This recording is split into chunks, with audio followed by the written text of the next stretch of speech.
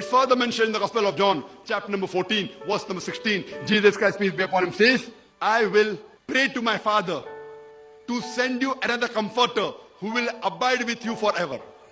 Let's go ahead and read the verse. John 14:16. Jesus says, I will ask the Father, and he will give you another helper, that he may be with you forever.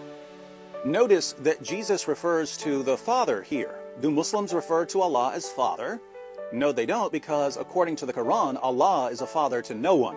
So even before we consider the meaning of the verse, we see that it already contradicts Islam. But we'll let Naik slide on that one because he's about to thoroughly expose Muhammad as a false prophet. Explain the verse for us, Dr. Naik.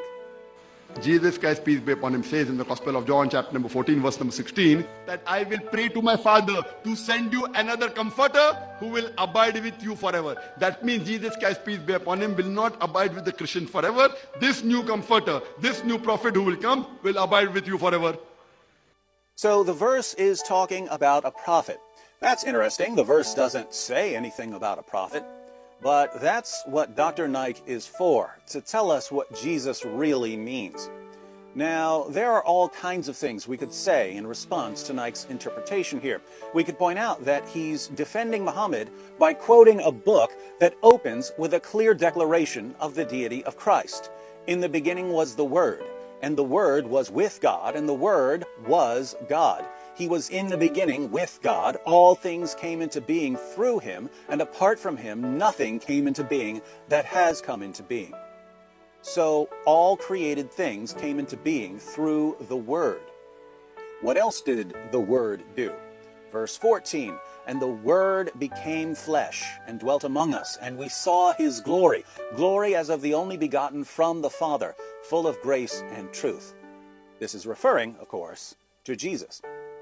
That's how the Gospel of John begins. Towards the end of the Gospel of John, Jesus' apostle Thomas calls him, my Lord and my God. The book of John also proclaims Jesus' death and resurrection. Strange book for Muslims to go to when they try to convince people that Islam is true.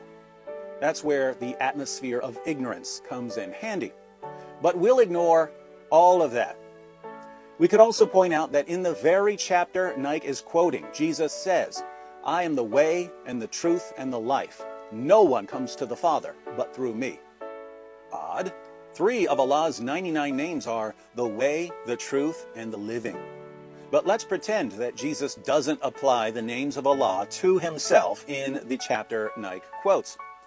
We could note that right there in the chapter Naik quotes, Jesus claims that he can answer prayers. He tells his followers that he's returning to the Father. And he says, whatever you ask in my name, that will I do, so that the Father may be glorified in the Son. What's that? Father and Son, and the Son is going to answer the prayers of the apostles? Is this sounding like Islam yet?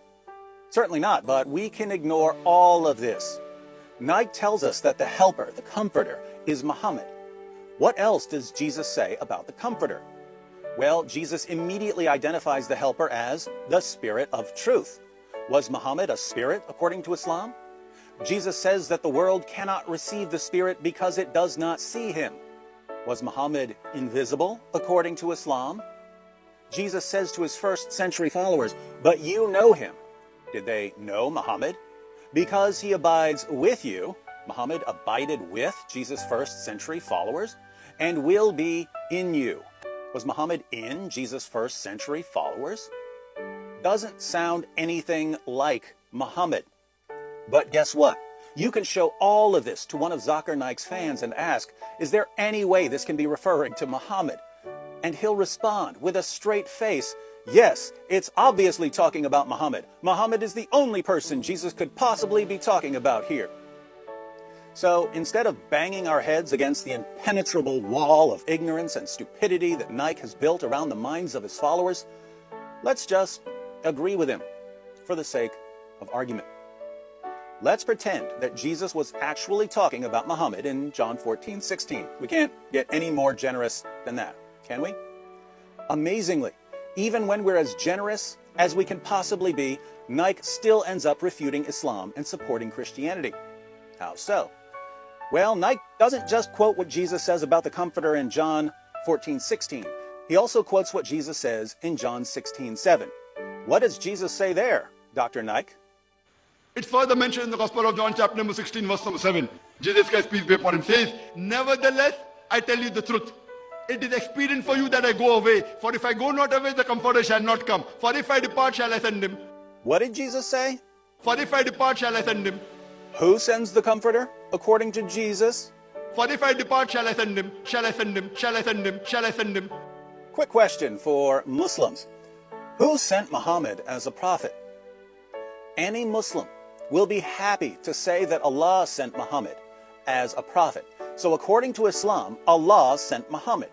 Muhammad was sent by Allah.